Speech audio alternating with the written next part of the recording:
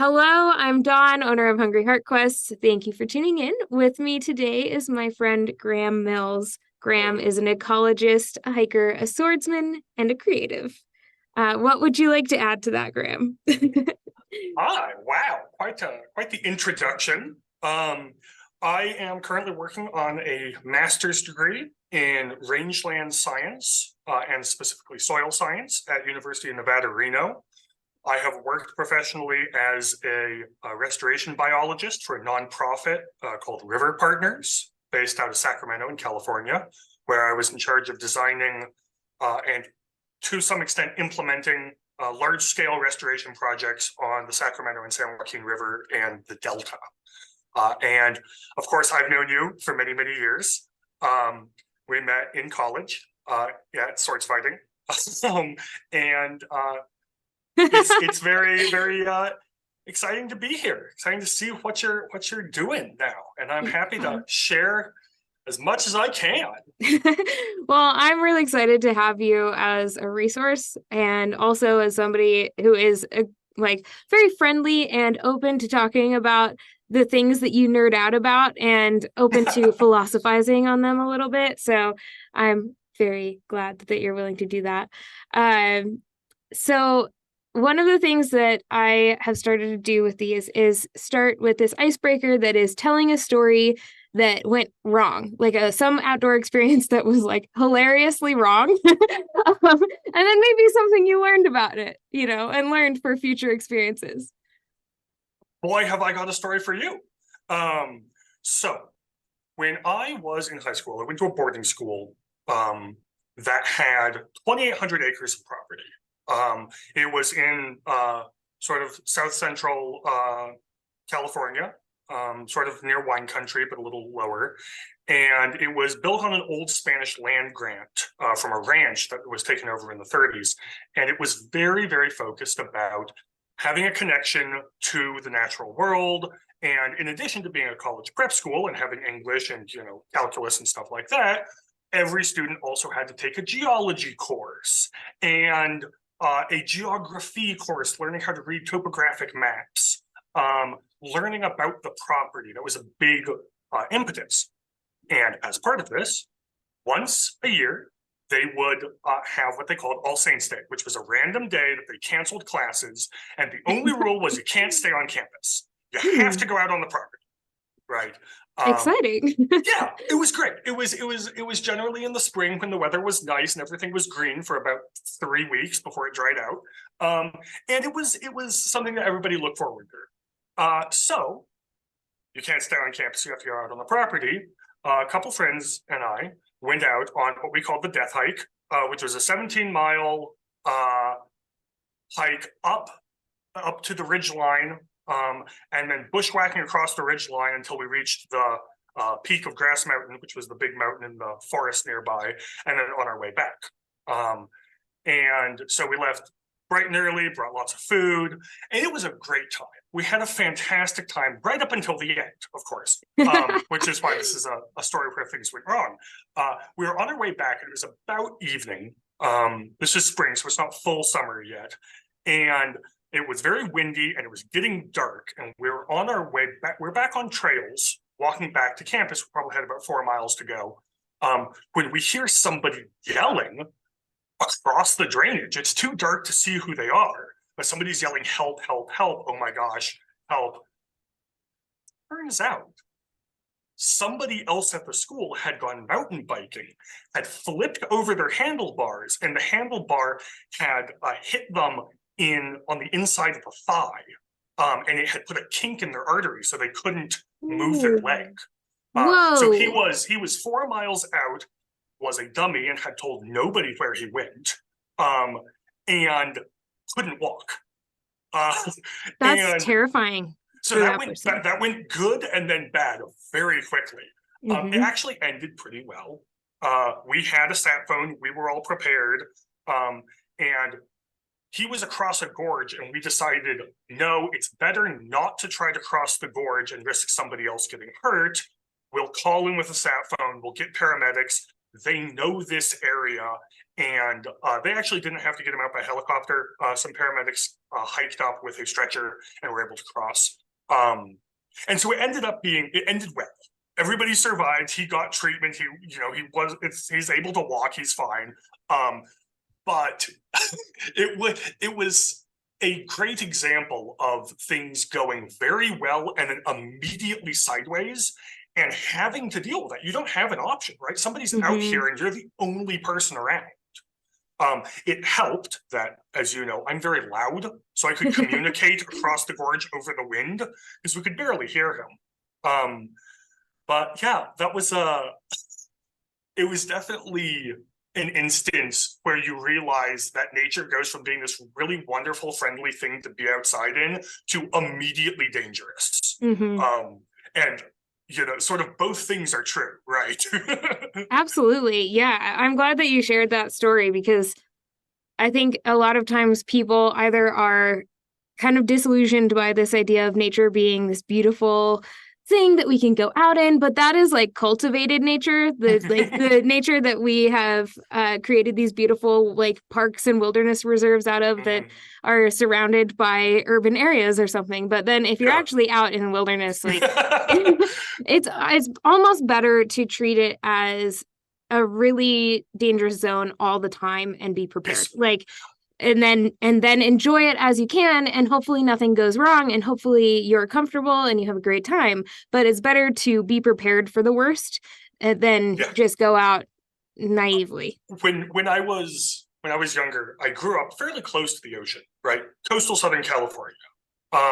And of course, my parents made me do swim lessons before we could go to the beach, right? Fine. But the number one thing that they always hammered into me was the ocean is bigger than you are, right? And when you enter the ocean, you enter the food chain. We're sort of used to being above and away from the natural processes of the world. And you talk about nature is always dangerous. It is. It's beautiful. It's gorgeous. It's wonderful to be out and to have a connection with. But yeah, you really do need to be prepared. And that is absolutely something that I think about every time I'm out doing soil sampling, right? We're out on the rangeland digging pits because we need to do sampling or doing vegetation monitoring. And you need to be aware, okay, maybe you're not in mountain lion country, but thirst is still a really big factor that you need to think about. Heat is a big factor you need to think about. Are the rangelands out in Eastern California and Western Nevada gorgeous? Absolutely. I love this country. But they're also dangerous, and you just need to be aware of that fact. Yeah, so it sounded like you were really prepared when you went out with your friends, and that made the difference. So I guess other than like having those survival gear kind of items, like having a satellite phone, having plenty of water, having maybe a backup water filter, some sort of shelter that you could rig, or at least know how to make one, kind of those emergency things. Are there any items, any like tech, whether it's mental or physical, that you like to bring to be prepared for like any scenario? The absolute simplest thing is never be out without anybody knowing where you are. Never be alone. Yes. Anywhere you're going, especially if you're going out of cell service, but even if you are in cell service, heck, you could hit your hand and your cell phone drops. You need to tell people where you are. When I was working with the Bureau of Land Management doing that vegetation monitoring, we would be out of cell service for about 4 days at a stretch. We would go out into the middle of nowhere, we'd bring all our water in, we'd do our monitoring for 3.5 days and then drive back. Because it was like a 4-hour drive back, so you don't want to waste time during the day. And the standard rule was, if you are more than 4 hours late on your way back without having checked in about it, there's going to be a helicopter flying out and it's going to be very expensive. So you tell people where you are, and then if you can't check in, there's a backup plan in place. Now, Mm-hmm. not everybody can afford a helicopter. I get that. I understand that. But what you can do is you can say, to your significant other or your friend, or heck, just somebody I'm going to be out here. I'm going to text you in 2 days. If I don't text you in 2 days, can you please inform people of where I am and send somebody looking for me? Mm-hmm. That every single tragedy you hear about where somebody is out in the backcountry, so many of them can be avoided if you set up a plan in advance. Mm-hmm, absolutely. Yeah. One of the things that I always do when I go out on a backpacking trip is I tell at least 2 people, usually 4, if not 5. And then redundancy. somebody has, usually one of my parents has a copy of the map that I'm using to navigate. Even and better. that way they know this is the trail that I was going to be using. This is the destination. And if for some reason something goes wrong, they can be like, this is the route she was taking. Right. And that, yeah, I really think that is important, because you can kind of use your phone as a GPS and things like that. But like you said, you could drop your phone. It's not always like backtrackable, things like that. So having something in hard copy that somebody could reference if that was an emergency, and it doesn't need to be printed. It could just be like texted to them, emailed to them, whatever. At least somebody has a record of the route that you're taking. So, and within that, let's say you say, I'm going to be up on this trail. It's also on you if you say, oh, I want to go check out this, canyon that's just 1.5 miles off the trail, to stop and say, okay, consider my situation. Let's be extra cautious. Sure, it doesn't mean you can't go out and check shit out, right? That's why you're out in nature. But you sort of look and say, okay, can we safely do this? Most of the time, the answer is, yeah, sure, let's go. But it doesn't hurt to be a little bit more prepared. Just checking yourself and checking where your position is, because you're aware of the danger, right? Obviously, you're never going to be prepared for a meteor, coming out of the atmosphere and bonking you on the head. But you can do almost everything else.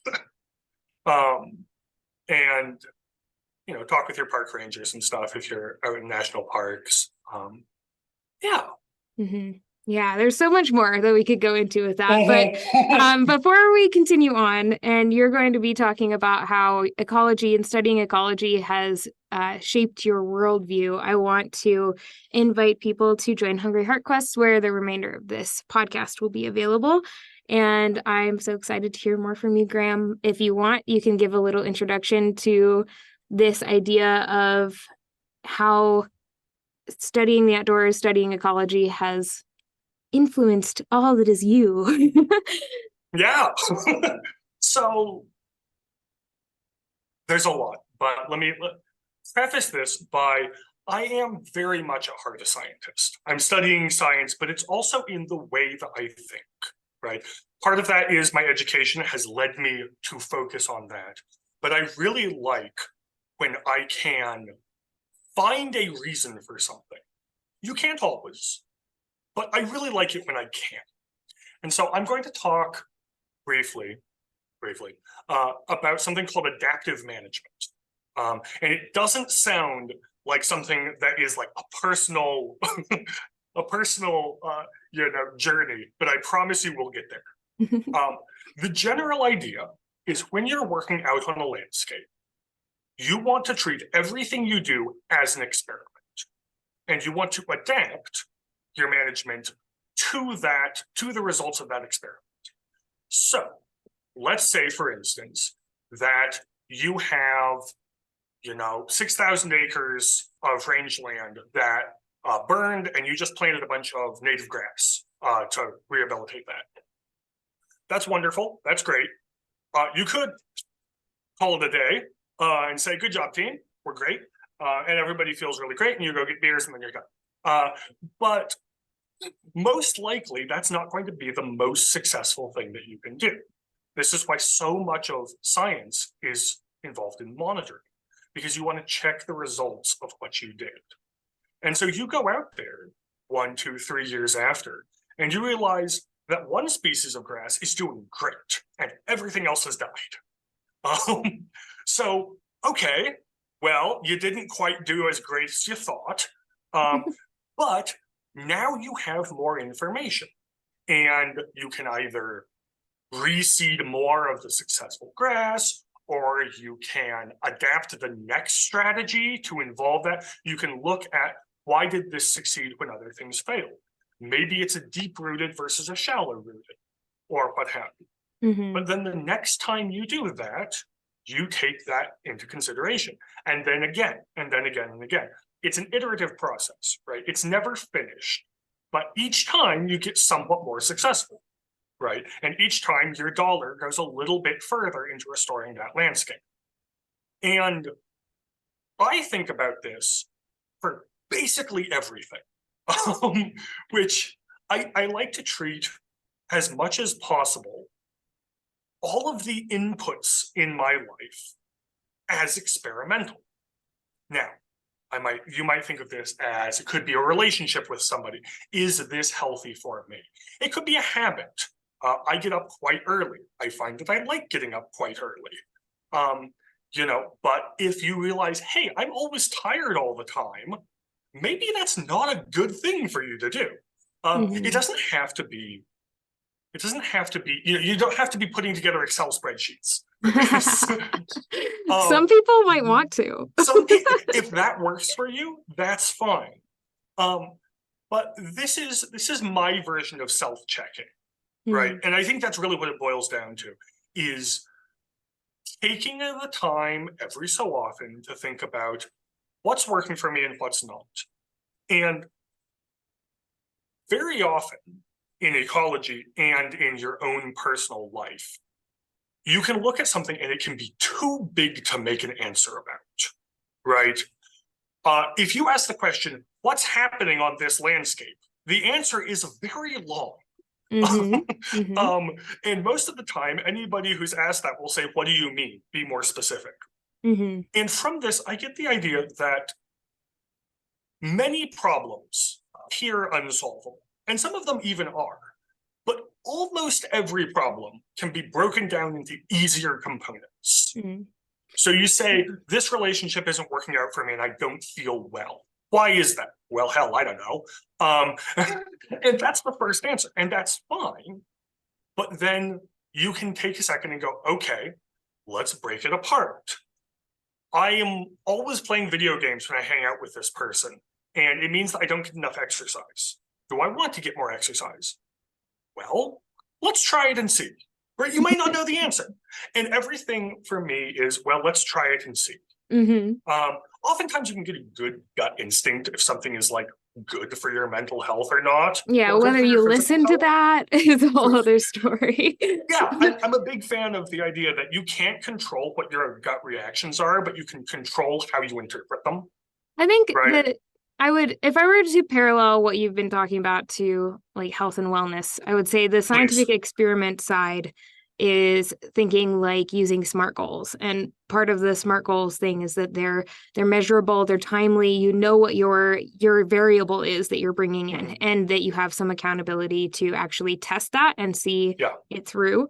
With things like, I really like how you talked about, you can look at a big picture, like what's wrong with this landscape? And maybe we'll say, what's wrong with this landscape, right? Looking at ourselves, and it's overwhelming. And sometimes you're like, well, my joints hurt and my digestion's poor and I'm always tired and I have brain fog and my eyes are red and itchy or whatever it is.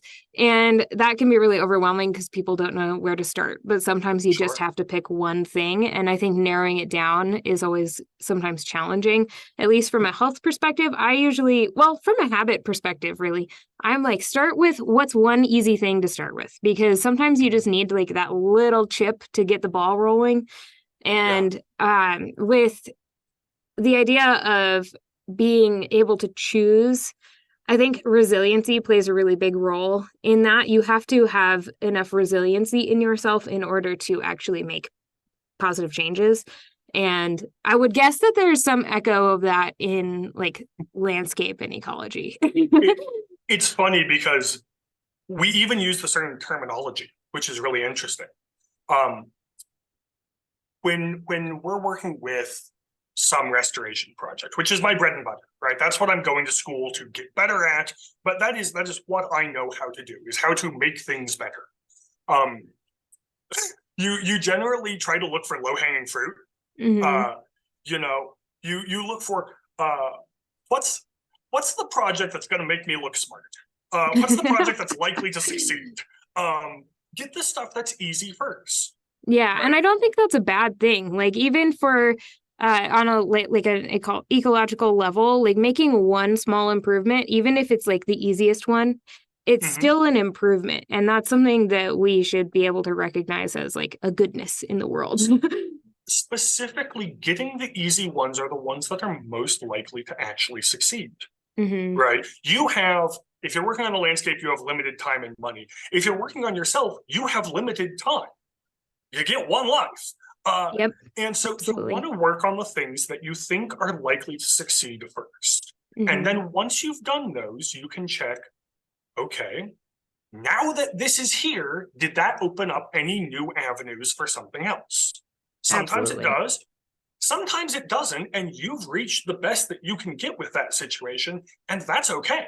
You're still better than where you started, right? Maybe now it's that your joints hurt and you're tired, but you don't have brain fog. Okay, well, that's better than where you started. Yeah, and with that, you probably have a little more resiliency, which means you can then approach these other things with a little more power. And I really like that you use the term resiliency, because resilience is a scientific ecological term. That is the idea of how much of an outside force a landscape or an ecosystem can take and still return back to its original condition. In ecology, there are these things called ecological thresholds, where if you get pushed far enough, you might not be able to naturally return to where you started. You're going to reach a new stable state. And so you talk about building resiliency, that's important ecologically, but it's also absolutely the same thing applies for people, right? How much stress can you take from something before it's going to alter you? And if you can build that more, that's fantastic. Yeah, Right? and I think there's a level of skill on the human side of these things. There's a level of skill that you can take where if you're under an amount of stress that you know is going to alter you and you're not going to bounce back or come back to a stable state, you can twist it to make it something that's going to benefit you, even if it means that it's benefiting you in a new way, in like a new version of yourself. Yeah. There's no reason that, you as yourself need to be static. In fact, generally, that's a pretty bad idea to be like, well, I was the best person I can be at 18 and I'm never going to change. No, yeah. The whole like, I peaked at whatever age thing is such a lie. It's foolish. It is. So one of the things that I was thinking about when you were just talking about systems and resiliency was that it sounded like similar to health coaching in that it is a cyclical process. Like it's the work's never done, really. Like it's always going to be changing, new factors will be brought in. But then building that resiliency helps manage any new changes that come, right? Sure. Yeah. Yeah. I mean, I'm with you on that. I do a little bit shy away from the idea that the work's never done. I understand from your direction, but also for me personally, sometimes even if you're not at the perfect state, you do need to say, I've done all I can reasonably do on this for now, right? And maybe sometime later you can revisit it if you're in the mood, but there is a certain point where, again, you can sort of look back and say, I've exhausted all avenues that I can reasonably approach. I did good, pat on the back, let's work on something else now. Yes, and that's the let's work on something else now is where I think of it as cyclical. It's like even though you might have achieved as much as you can in a certain area, it means that there are probably other areas that you can move on to, and maybe you have more resiliency, which means you can improve those areas a little more easily. Like they're the higher fruit on the tree, right? I actually have a pretty explicit example about building resiliency that I was going to bring to the table, which is that you said, I do swords. And I do sword stuff. I did fencing, and I also did European martial arts, which is like fencing, but with big two-handed swords. And when I first joined the club, this was at Montana State, I went there for one day. I was thrown way in the deep end, and I got terrified because people are swinging giant swords at me. And I said, I'm not doing this ever again. And I left, and that was Friday. And I had the week to mull it over, and I decided to come back because I thought it was interesting.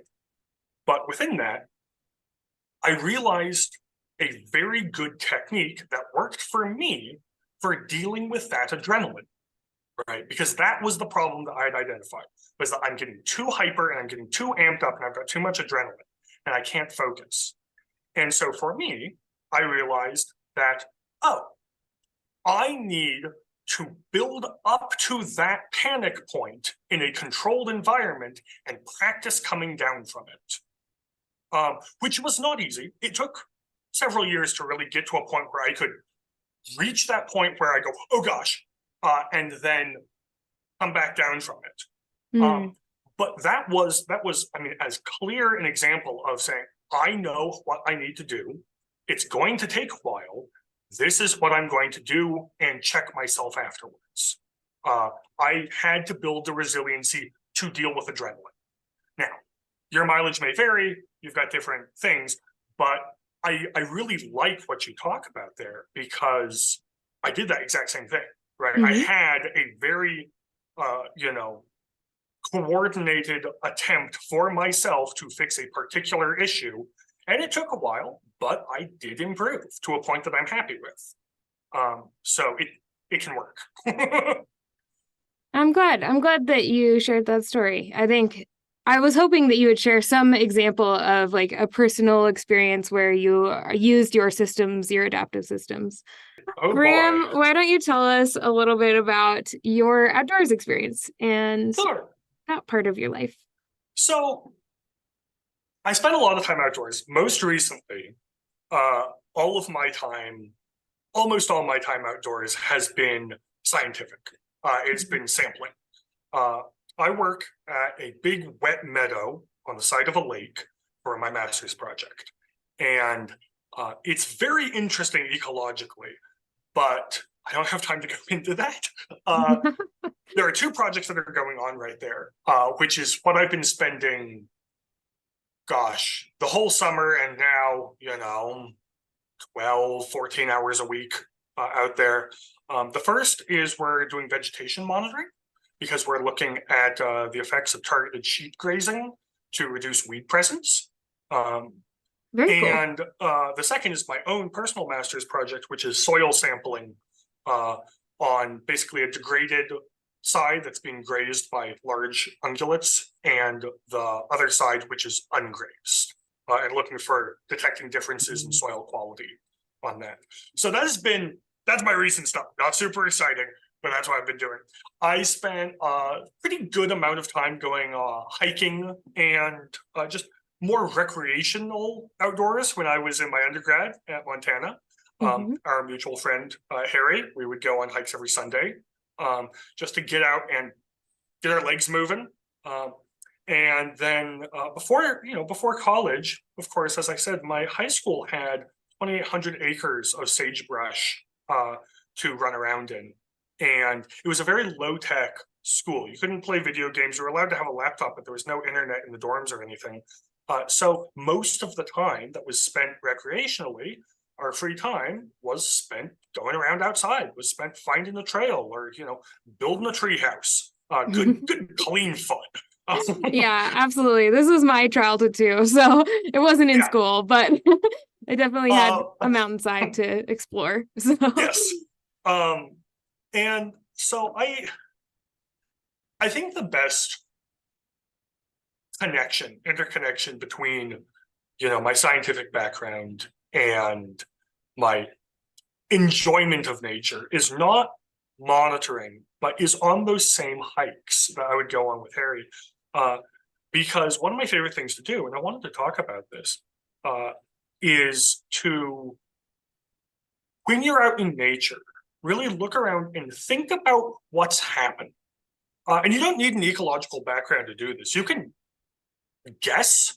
You can look around and just sort of think, you go up the trails above Bozeman, and I look at that and I think, oh, how many gallons of water are being filtered to be drinkable for the people down below, just by the nature of being out in the mountains, right? Of percolating through that granite substrate, and then coming up in the Bozeman and the Gallatin rivers. How many acres of wildlife habitat is being provided? How many metric tons of carbon is being sequestered by these trees and the understory?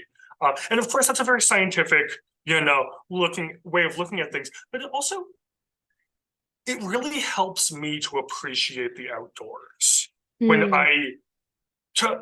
For me, it's very nice to look beyond just aesthetic values, right? How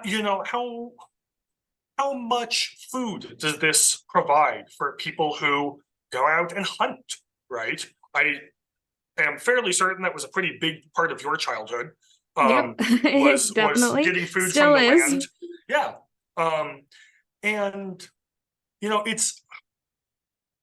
it makes me more appreciative of whatever space I'm in, not just to think, wow, these mountains are gorgeous, but how much water storage does this snowpack provide for people to live on? Like it or not, we're human and we need things to stay alive as humans. And however much you want to, take part in the systems of civilization that we are a part of, we do still need water and food and shelter and things like that the land around us provides.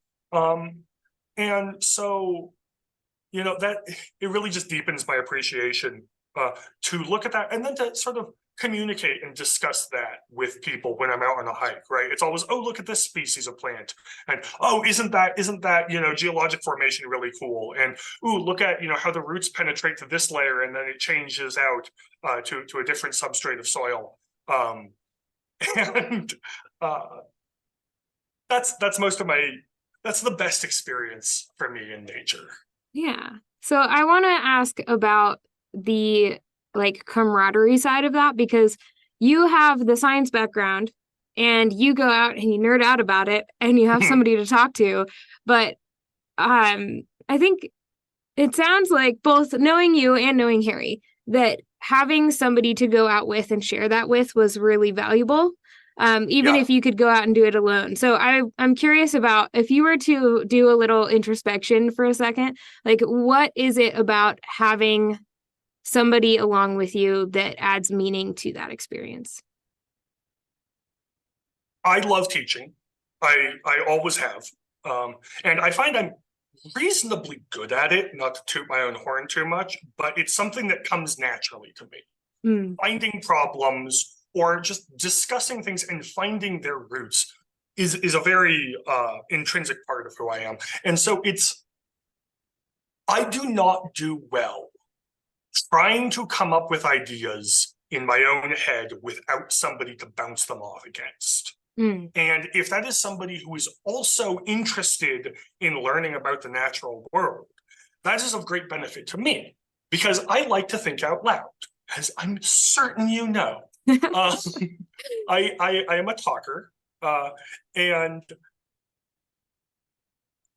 first of all, it's always more fun to go hiking with friends. I don't spend a lot of time out in the woods by myself just communing. I need people, and that's not everybody, but it is me.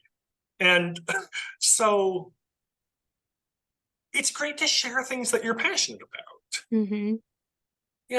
If everybody who's into dance wants to get their friends to go dancing, everybody who really loves video games wants to play games with their friends. And I love nerding out about the world. And so, of course, I want to share that with people. And for me, being able to share that knowledge, especially with someone who's receptive and willing to think about what's going on, and then to hear I love listening to other people think through the implications of something. and think through, okay, well, I suppose that would also mean that this gully does such and such. That's one of my absolute favorite things because it means other people are thinking about the thing that I'm passionate about. And that's great. Yeah, absolutely. Yeah, I think so. Connecting with somebody over mutual passion is a big part of it. Yeah. Something you just said made me think of the thinking aspect. So if you I appreciate that you enjoy posing challenging questions to people or like exploring a concept or whatever it is, because a lot of people don't have the opportunity to think through something thoroughly like that. Like people don't always surround themselves with intellectuals and I would call you an intellectual. I think It's because I'm wearing a sweater. and yeah, that's the probably it. reasoning. The cable knit really gave it away. So, but I think it's really important for people to have friends in their lives that actually ask them harder questions, whether that is thinking through an ecosystem or whatever issue in their life that they're trying to kind of process. But it is a skill that takes practice. I know that when I got into the friend group that I'm in now, it took a lot of time for me to be comfortable in like having discourse with those people because so many of them were like super intellectual. They had really amazing educations and they all like did speech and debate of some variety. And I was like, I don't know how to engage in this. And it can be really discouraging at first, but if you can do it, if you can get in with some friends who are willing to just like talk through things and play with ideas and explore the reasons behind certain things in the world, then it is a little more of a gateway than just jumping straight into like, let's do some deep philosophical discussion using vocabulary that you've never heard before. So I think it's really important to have those friends that challenge you. And part of Hungry Heart Quest is that we're bringing in these opportunities to surround yourself with people with passion and mutual interest. Certainly. And create a comfortable and open environment for people to begin that discussion if it's something they haven't done before, or even to see it kind of exemplified.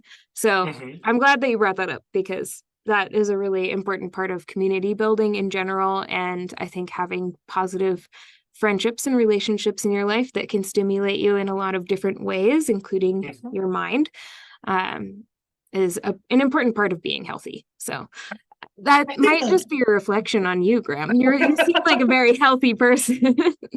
Yes, besides a debilitating addiction to coffee. Otherwise, yes, I'm just in grad school though, so that's allowed. But I think a big part of that for somebody to whom that does not immediately, come naturally, right, is allowing the stakes to be low. Right? You can delve into a question, and as long as you're comfortable that you're probably not going to find the right answer, and that's okay, it helps a lot. I'm really good at being wrong. I'm like so practiced at being wrong about so many things. I had a time once in college where one of my friends asked if I was in such and such a class, and I said yes. And he said, "Oh, I know somebody in that class. They hate you." And I was like, "Oh my God, why?" And the answer was, "Well, they say you always answer the questions and you're wrong like 60% of the time." I was like, "Well, yeah, okay, that's true." And like letting yourself be wrong. You don't have to be right. The further you get into education, the more you realize, oh God, I know a huge amount about such a tiny fraction of what's out there that, yeah, I'm just going to be wrong about things. And if I get corrected, that's cool. That's great. That means I learned something. And maybe the correction is wrong too. That's okay. It's being willing to question that.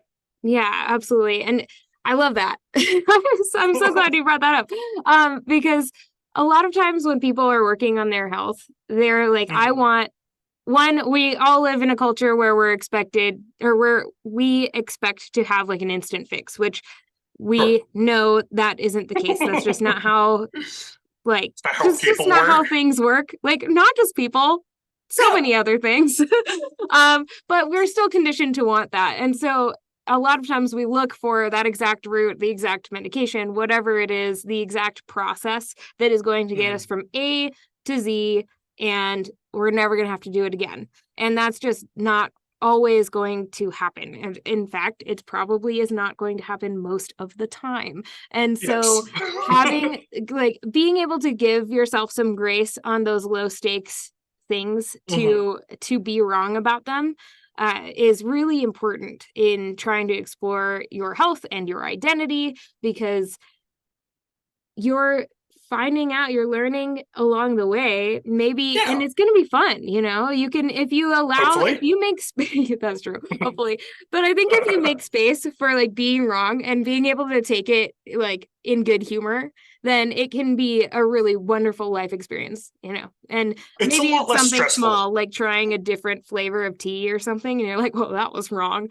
But Yeah. um, but so you can have processes like that allow for you being wrong and really add to your character and your growth and the enjoyment of the process of being a human. Yeah. And, within that, I would also, as always, to add caveats to everything, sometimes you really do need the right answer right now. If you're like, hey, I have a large wound in my side. Okay, you should get the right answer right Yes, now. But, absolutely. if you run across a problem, or if you discover that a problem has been happening to you, right? You do some introspection some evening over a glass of wine and you realize, oh gosh, this has been an issue for a while. That means that you've survived with that as an issue for a while already, which you can, sometimes, oh gosh, I've got a gaping wound in my side, but often it means, okay, I've been dealing with this, which means I don't necessarily need to have this solved tomorrow, right? You do sort of your own mental triage, right? I don't have to have this fixed right now, but I'd like to be on the path. I'd Right. like to put that forward. And I think being allowing yourself to give some time is really important. And also, you mentioned SMART goals at the beginning. Thinking about, okay, well, I don't know how long this will take. I'd like to check in with myself in 10 weeks, right? I'm a calendar guy. I put everything on a calendar, right? You look Anything's like a hard. calendar guy. Oh, thank you. Yes, I'm a model for an LL Bean calendar. But I that's what helps me is saying, okay, I want to check in on this at such and such a date. And then you do, and then you figure out where you are. But yeah, I think you're really on the right track there, that you don't need to have everything solved immediately, and expecting yourself to solve everything immediately, just as expecting one treatment to fix a landscape perfectly, is likely to fail. And you don't want to set yourself up in a position where if you fail, it means the end of the world, right?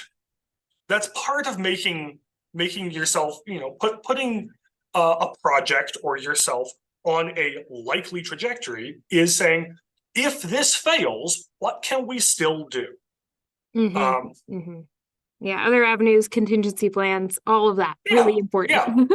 And as a health coach, like I'm kind of a living calendar for people in that way. That is So literally your job, is to be the my calendar. job Yes. is to be, well, not only the calendar. I am a calendar in that I provide accountability, but I also Yes. help come up with, help people identify the avenues that are already there. Because a lot of times you can't always see them. So that's part of my job. So will you tell me about a pattern or two that you see in nature that you see reflected in like the human experience or biology, as however you'd like to answer that? Yeah. Yeah, I can do that.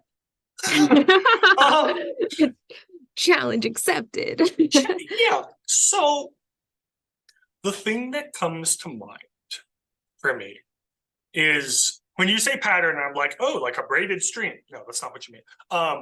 It But could be. If there's if there's a something you could connection map there. to human biology, go for it. So this is not a prescription for every problem by any means. But I would say, for the most part, plants and animals don't have complex motivations, right? Most of the time, they want to eat, sleep, reproduce. That's about it, right? Humans are somewhat more complicated, of course. But I would say, and as much as this is the most basic thing ever, a lot of times starting with a simple solution can put yourself in a position to tackle more complex ones, right? There's the HALT method, right? Check if you're hungry, angry, lonely, or tired, right? Start with those. Yeah, And absolutely. it sounds so condescending, and I promise I don't mean it that way.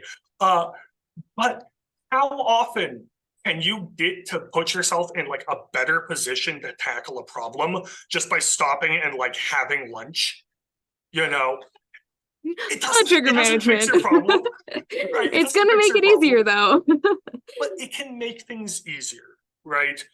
And within that, understanding, not ironically, it's a little weird. A lot of my philosophy comes from Spider-Man, but the idea that you wouldn't get offended if a lion bites you, right? It would hurt, it would be unpleasant, but you wouldn't be offended because that's the nature of the beast, right? It could change your life, but you wouldn't see it as a personal attack.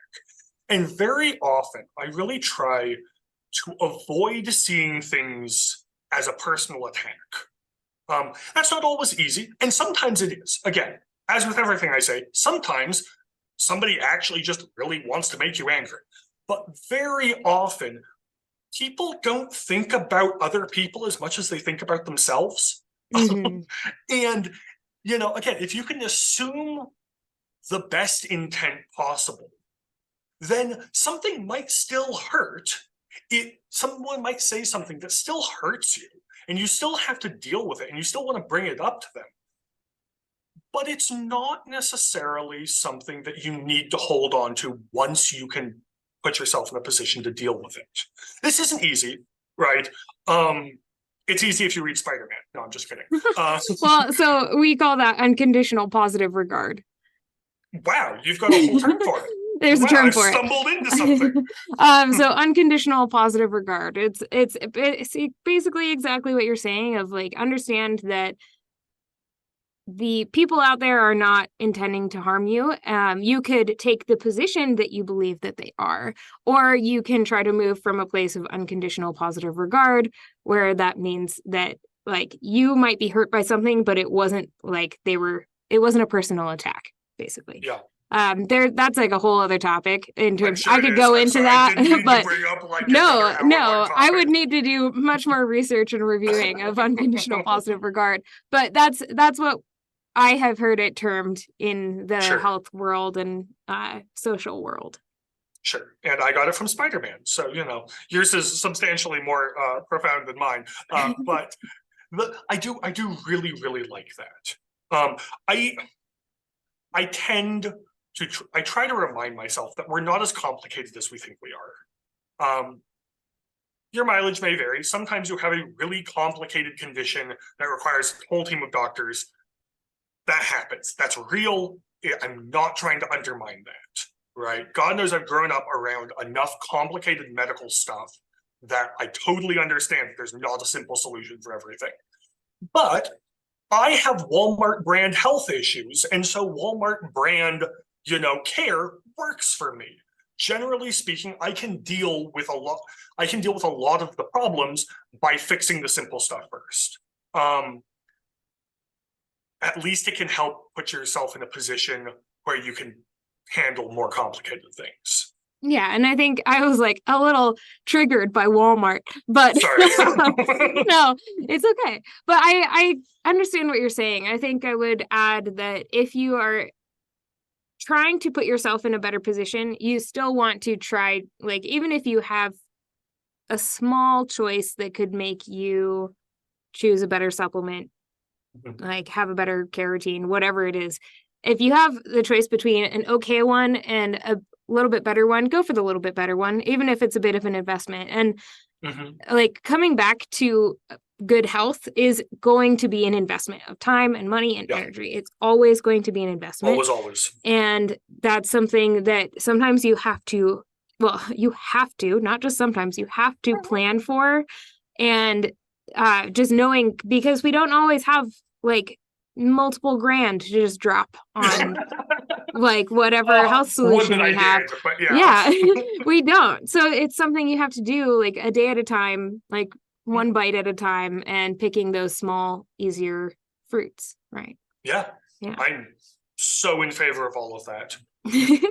So, okay, there was something else that I wanted to ask you about regarding the patterns observed, but it's out of my head at this point, so I'll move on to if you had an activity, and I want to say an activity outside of what you've already discussed in this podcast, to bring people into the outdoors, learn more about ecology, how, like, in a kind of creative way. I'm gonna challenge you to put out a creative solution.